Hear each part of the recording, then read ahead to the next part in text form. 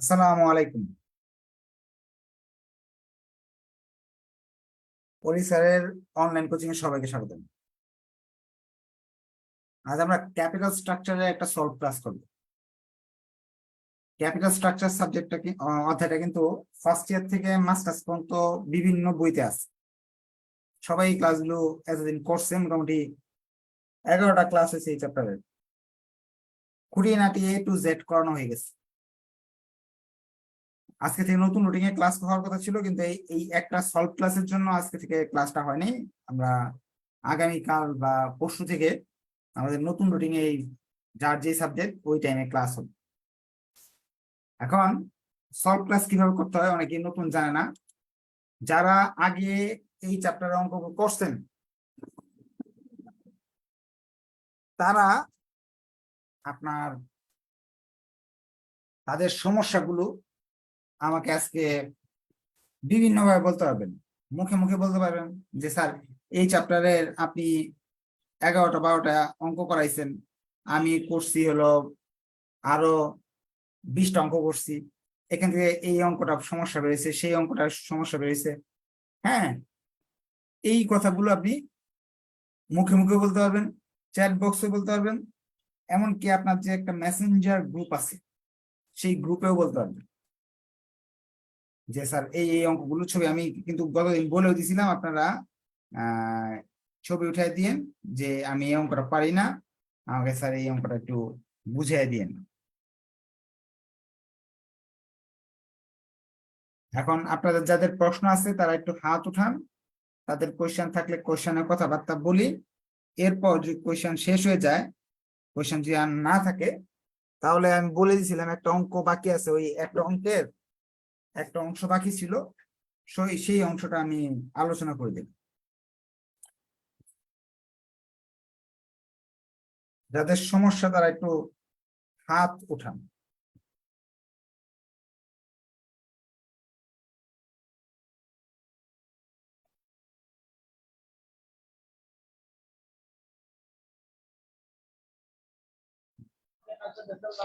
আসসালামু স্যার।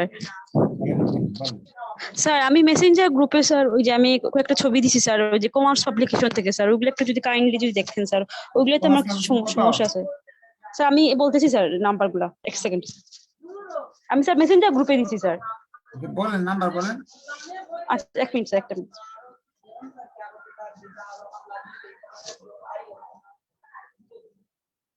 আচ্ছা, নাম্বারগুলো একটু লিখে দিলে স্যার হতো। C34 sir, C34। C34। জি স্যার। আর আর C33। C34, C33, 33, 34। আরবি টেস্ট প্রসেস। আচ্ছা, আমি ছবি দেখে দেখে করতেছি, সমস্যা নেই। আচ্ছা, আর কারো কোনো কোয়েশ্চেন?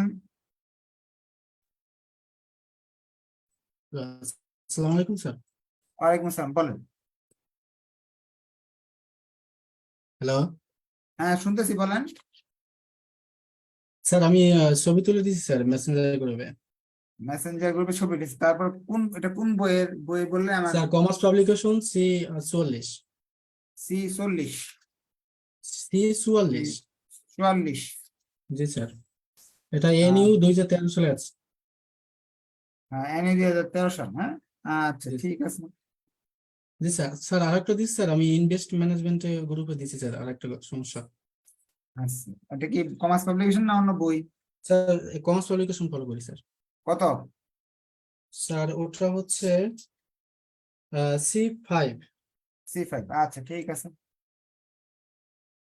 আচ্ছা, আহ, দুইজন কিছু প্রবলেম দেখাইছে। একজন হলো যার আবার যদি কারো কোনো কোয়েশ্চেন থাকে আপনাদের গ্রুপগুলোতে একটু কষ্ট করে এই একটা লাইক চিহ্ন দিয়ে দিন, তাহলে উপরে চলে আসবে, কারণ আমার আইডি থেকে তো অনেকগুলো গ্রুপে আপনার সাথে অ্যাড, সব গ্রুপগুলো তো আপনার সামনে আসতেছে না। হুম, লাইক দিয়ে দিলেও বা প্রবলেমটা আরেকবার বলে দিলে সামনে চলে আসবে।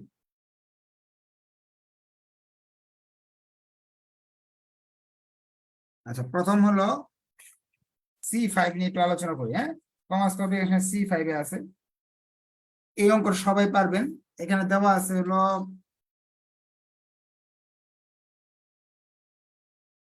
এরকম দেওয়া আছে যে the expected earning before interest EBIT, প্রশ্ন ইবিআইটি দেওয়া আছে 3 লাখ। আরো দেওয়া আছে কস্ট অফ ইকুইটি, কে এর মান দেওয়া আছে 15%। তারপরে দেওয়া আছে কস্ট অফ ডেট ক্যাপিটাল, মানে কে এর মান দেওয়া আছে হলো 8%। অ্যামাউন্ট অফ লোন, লোনের মান ডি এর মান দেওয়া আছে হলো 10 লাখ।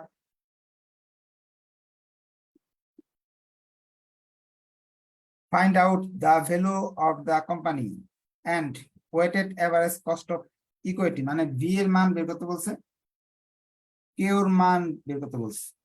প্রথম অপশনে এনআই অ্যাপ্রোচ ব্যবহার করো। বি আর কে এর মান বের করার কোনো ব্যাপার না, আমরা ইয়ে দিয়ে করতে পারবো, ছক দিয়েও করতে পারবো, ছক ছাড়াও করতে পারবো। ছক দিয়ে করলে আপনার প্রবলেম 1 প্রবলেম 2 যেভাবে করছে এভাবে করে ফেলবো। যেমন ইবিআইটি থেকে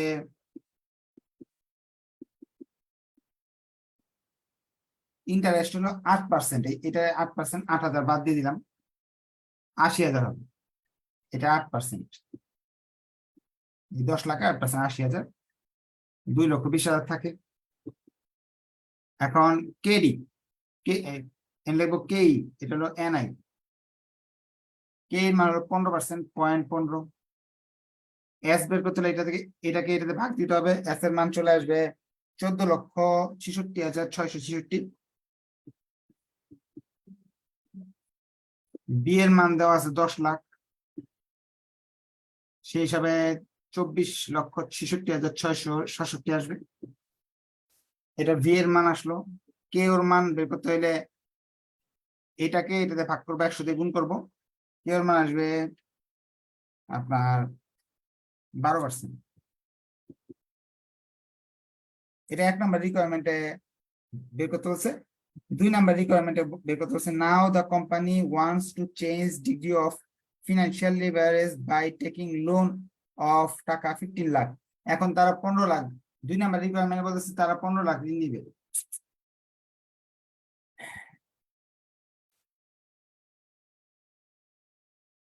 What will be the effect on the total value and overall cost of capital KO? এখন বলছে যে 15 লাখ টাকা যদি নিয়ে তারা ব্যবসা শুরু করে, সেক্ষেত্রে তাদের এখানে প্রভাব কি পড়বে? কোনো প্রভাব, এত কঠিন কোনো প্রভাব পড়বে না, শুধু ইন্টারেস্টের মান চেঞ্জ হয়ে যাবে। 15 লাখের উপর 8% সুদ দিতে হবে, দিলে হয়ে যাবে 1,20,000 টাকা। তাহলে এই টাকা চেঞ্জ হয়ে যাবে, তখন চেঞ্জ হয়ে যাবে 1,80,000। 1,80,000 যে 80 কে এটাতে ভাগ করলাম, তো চলে আসবে হলো আপনার 12 লাখ।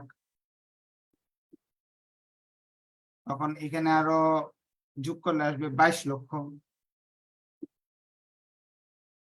এটা 15 লাখ, 27 লক্ষ আসবে। এটাকে এটা ভাগ করলে আপনার আসবে 11.11%। আমাকে এরকম ফিনান্সিয়াল লিভারেজ আগেরটা উপরে দেখাতে হবে, degree of financial leverage B by V, প্রথম যেটা আছে সেটাও বের করে দেখাবো। প্রথম এলো 10 লাখ ঋণ ছিল, টোটাল ভ্যালু ছিল আমাদের 24 লাখ সামথিং, 24,66,667 ইন্টু 100, 40%। এটাও বের করে দেখাইতে হবে, কারণ যে ডিগ্রি অফ লিভারেজের প্রভাব বের করতে বলছে। এটা না যে আপনি ঋণ নিছেন 15 লক্ষ, টোটাল আসছে ভ্যালু 27 লক্ষ,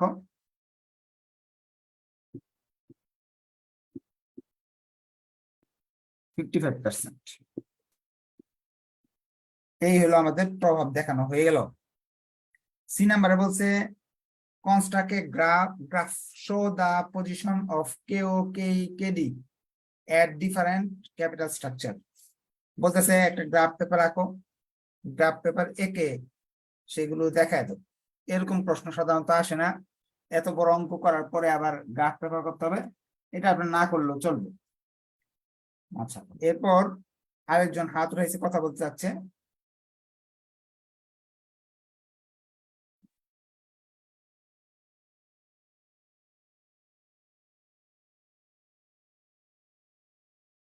বলেন কি সমস্যা আপনার?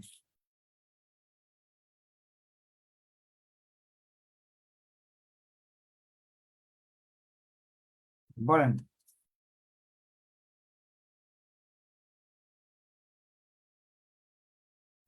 স্যার আমার প্রবলেমগুলো তো স্যার লাইক দিয়ে দিছি স্যার, ওগুলো একটু যদি স্যার সলভ করে দিন, ওগুলো প্রশ্নগুলো একটু ঘুরানো স্যার, বুঝিয়ে নিয়েছে মানে কি বলতে চাচ্ছে স্যার এখানে। ঠিক আছে। স্যার আমি তো বললাম স্যার সি 44। হ্যাঁ, আর কার কোন কোশ্চেন? আচ্ছা, তারা দুজনই আগে যারা ছিল এরা বলছে। আচ্ছা, এই C44 এখানে একটা 2013 সালের একটা কোশ্চেন ছিল, অনেক লম্বা চড়া কথাবার্তা বলছে, বলে তারা বলছে present value of cost is expected to be following in various level of date.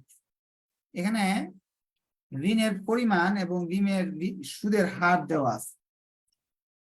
Problem 44 বা 2013 সাল। এরকম অঙ্ক আর কখনো আসবে না, একবারে আসছিল। তারপর করে দিই। এখানে তারা বলে দিছে যদি আপনার ঋণ 5 লক্ষ টাকা নেন বা 10 লক্ষ টাকা নেন,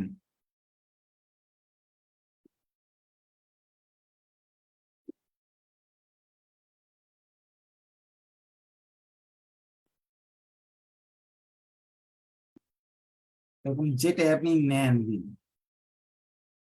সেক্ষেত্রে present value of bankruptcy agency and interest rate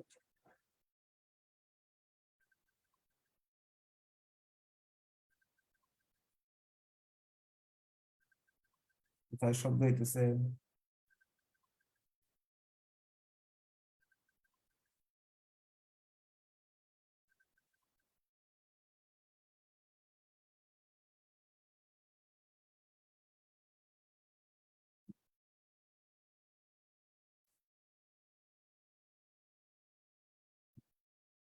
একটা রেট দেওয়া আছে, এখানে 0%, এখানে 0.6, এখানে 1.2,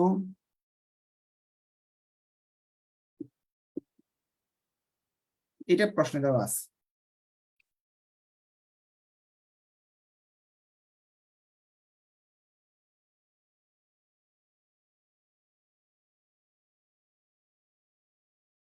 বলছে শেষে is there an optimum amount of debt for the company, if so that is it. এটার মাঝে কোনটাতে আমি যদি যাই তাহলে আমার সবচেয়ে কম খরচে আর কি ক্ষতি কম হবে। এখন এটা করার জন্য আমাকে যা যা করতে হবে,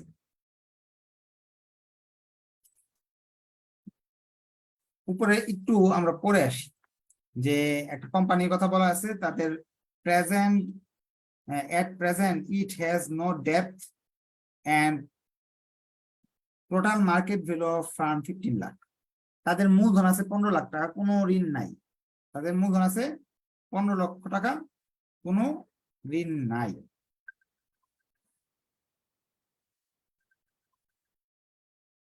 আজকে হঠাৎ করে এরকম হচ্ছে কেন?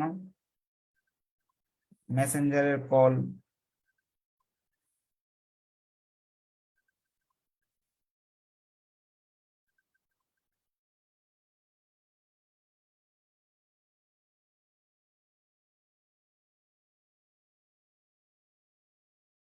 তাদের মূলধন আছে 15 লাখ টাকা আগে থেকেই, এইগুলো তো ঋণ, এগুলো ঋণ, আর এটা হলো ডেট।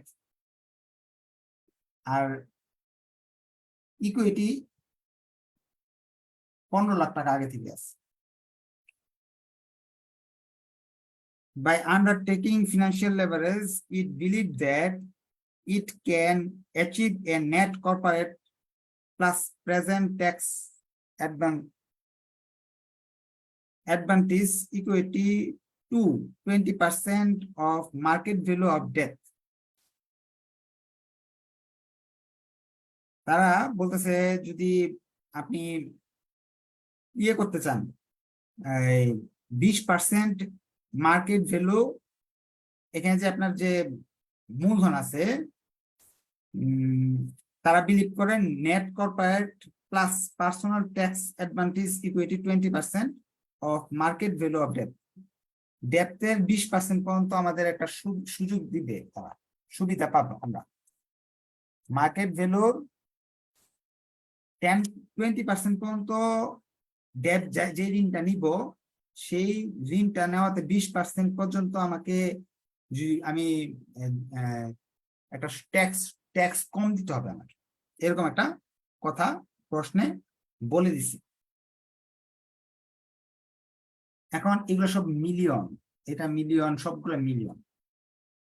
এখন তাহলে 20% যদি আমি সুযোগ পাই, তাহলে এই প্রশ্নে এই জিনিসটা পরে লিখবো, আমরা সমাধানে যাচ্ছি।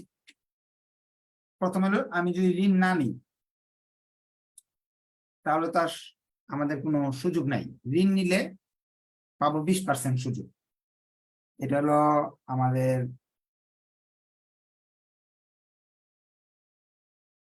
বি এর মানটা। এখন 20% আমি সুযোগ পাবো ট্যাক্সের জন্য 20%। এটা 20% শূন্য, এটা 20% 1 মিলিয়ন, এটা 2 মিলিয়ন, 3 মিলিয়ন, এটা হলো 4 মিলিয়ন, এটা হলো 5 মিলিয়ন, এটা আসবে 6 মিলিয়ন 20% করলে।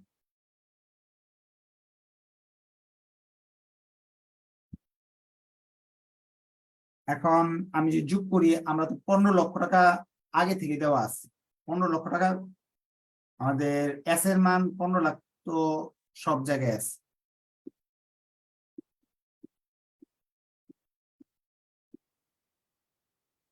তাহলে এই জায়গায় যোগফল আসে, ভি এর মান আসে 15, এখানে যোগ করলে আসে 16, এইটা আর এটা যোগ করলাম, এখানে আসে 17, এখানে আসে 18, এখানে আসে 19, এখানে আসে 20, এখানে আছে 21। এখন আমাদের ট্যাক্স রেট বা সুদের হার একটা বলা আছে না, প্রেজেন্ট ভ্যালু অফ কস্ট, যে কস্ট যে দেওয়া আছে, কস্ট দেওয়া আছে 0, এটা তো 0 আগে থেকে, এটা দেওয়াই নেই প্রশ্নে, এটা দেওয়া আছে 0, 0.6, 12, 20, 32।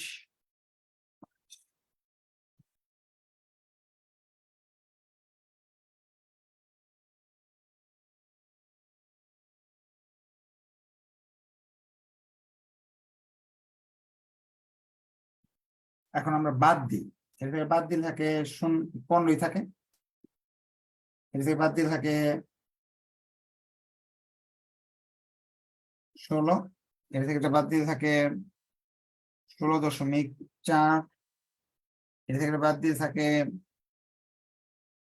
16.8, 1.2, এটা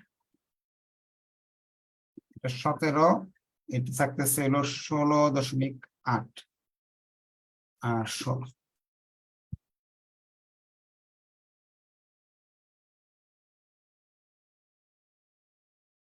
এখন আমাদের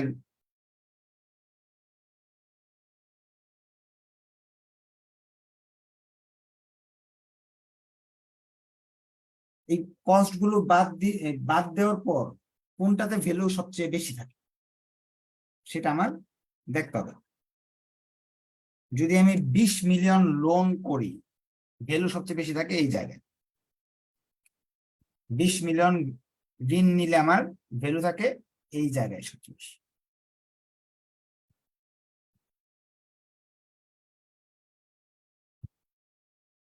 তাহলে আমরা কমেন্টে এটা লিখে দিব।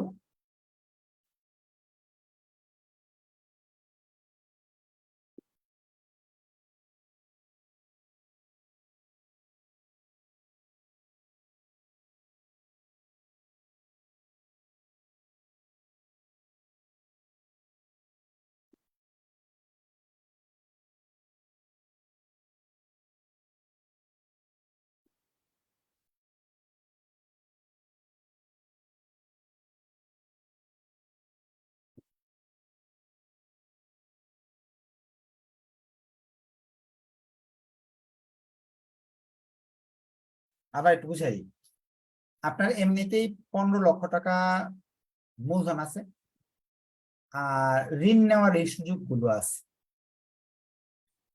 তারা বলতেছে ঋণ নিলে 20% একটা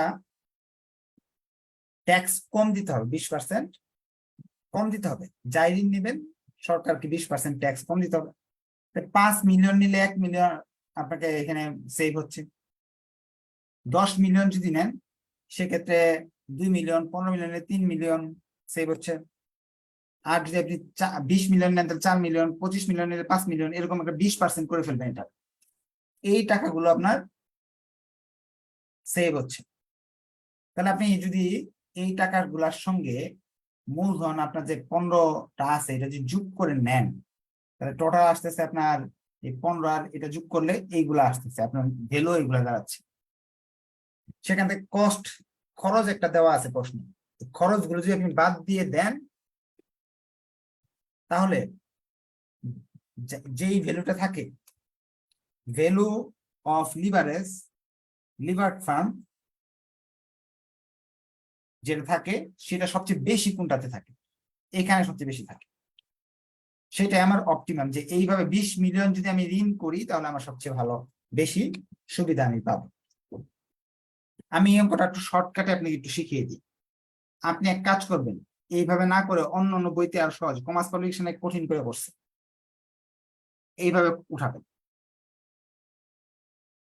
5, 10, 15 তো প্রশ্নে দেওয়াই আছে, এইভাবে উঠাবেন। এটা 20% করবেন। 20% করে এই সংখ্যাগুলো লিখবেন, করার পর কস্ট গুলো এখান থেকে বাদ দিবেন। কষ্ট প্রশ্নে দেওয়াই আছে, বাদ দেওয়ার পর এখানে আনসার আসবে। যে আনসার সবচেয়ে বেশি হবে সেটাই আমাদের আনসার। যেমন এটা 0, এটা আসতেছে 1, এটা আসতেছে 1.4, এটা আসতেছে 1.8, এটা আসতেছে 2, এটা আসতেছে 1.8, এটা আসতেছে 0। এটা সবচেয়ে বড় আনসার, এটাই আমাদের অপটিমাম। তাহলে এটা আমার শর্টকাট হয়ে গেছে। এটা 20% করবেন, পরবর্তীতে এই কস্ট গুলো এখানে বাদ দিয়ে দেবেন, আনসার চলে আসবে। আচ্ছা, এখানে আমাকে যে যে কোয়েশ্চেন গুলো বলছিল সবগুলো সমাধানই করে দেওয়া হয়েছে, কোনটাই বাদ নাই। যে অনেকেই আমার কথা বলছে 44 নাম্বারটাই 2 জনে বলছে। আসলে এই অঙ্কগুলো এখানে বাকি ছিল, আর বাকি যা আছে সবগুলো আপনারা পারবেন, এই জন্য বলা হয় নাই আসলে। আচ্ছা, তাহলে আমরা নেক্সট ক্লাসে আমাদের দেখা হবে ইনশাল্লাহ। নতুন সময় আপনাদের মেসেঞ্জার গ্রুপের নতুন টাইম দিয়ে দিব, কার কখন ক্লাস, সেই সময় ক্লাসগুলো হবে। আজকে এই পর্যন্ত থাকলো, ধন্যবাদ সবাইকে, আসসালামু আলাইকুম।